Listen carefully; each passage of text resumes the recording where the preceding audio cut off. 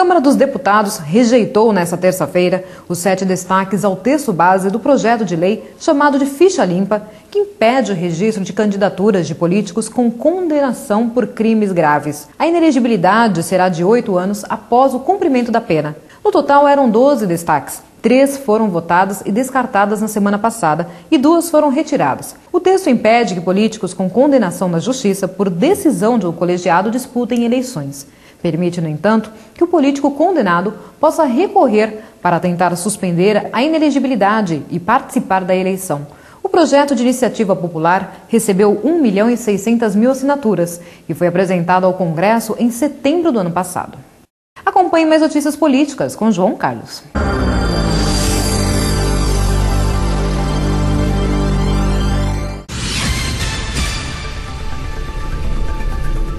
Ok, amigos, hora de falar de política.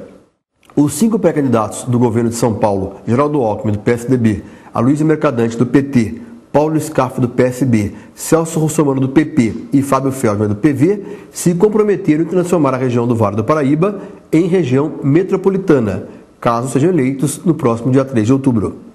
Desde 2001, 3 projetos de lei foram protocolados na Assembleia Legislativa com este objetivo, mas a medida não foi implantada até hoje, por falta de parecer técnico da Secretaria de Estado de Planejamento, o que impediu a votação da proposta pelos deputados.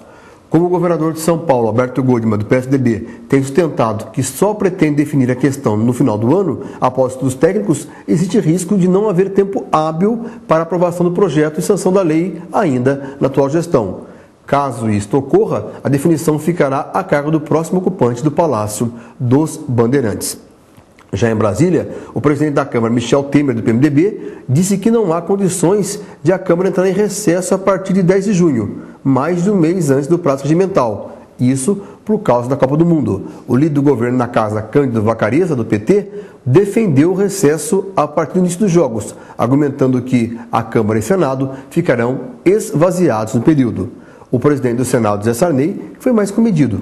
Para ele, qualquer antecipação no recesso parlamentar para 10 de junho dependerá de uma ampla negociação e acordo de líderes que permita a votação de matérias importantes que tramitam especialmente no Senado. Líderes do partido da base aliada do presidente Lula, em Minas Gerais, definiram ontem que vão construir um plano de governo independentemente de quem encabece a chapa governista para disputar a sucessão estadual. O ex-prefeito de Belo Horizonte, Fernando Pimentel, pré-candidato do PT, e o ex-ministro Hélio Costa, pré-candidato PMDBista, pleiteiam a indicação. A decisão foi tomada após o encontro realizado na capital mineira entre lideranças partidárias. Além das 2 legendas, participaram representantes do PCdoB, PR e PRB. Apesar de ter comparecido à reunião, a única legenda que ainda não definiu como será seu engajamento é o PDT, que ainda está estudando. Ainda falando em relação à política, a comissão para elaborar o plano de governo será formada por 4 representantes de cada uma das legendas. Isso, é claro, em Minas Gerais. Falamos de política em especial para o RVC Notícias.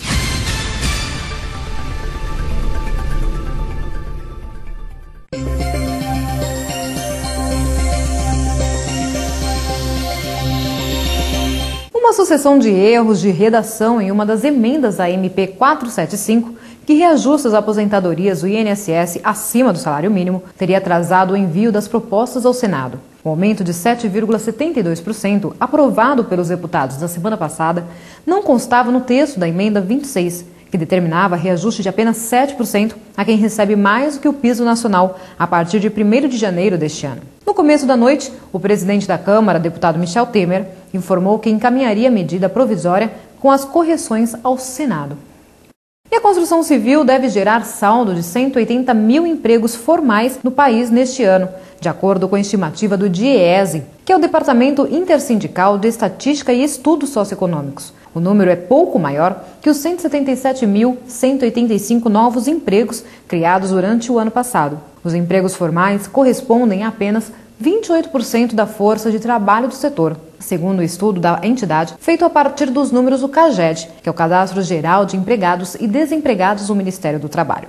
O DIEESE avalia que as perspectivas de investimentos do setor em programas como Minha Casa Minha Vida e as obras necessárias para a Copa de 2014 e também os Jogos Olímpicos de 2016 devem fazer com que o emprego na construção civil siga em alta nos próximos anos.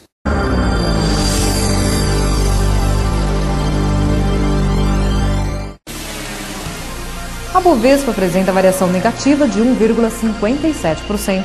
A Nasdaq tem registrado alta de 0,03% e o Dow Jones aponta recuo de 0,34%.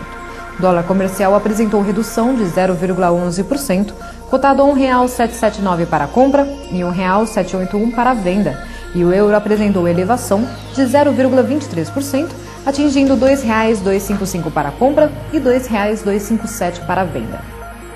E daqui a pouco, a Polícia Federal prende 11 em operação contra desvio de verbas. Fique com imagens do Espírito Santo.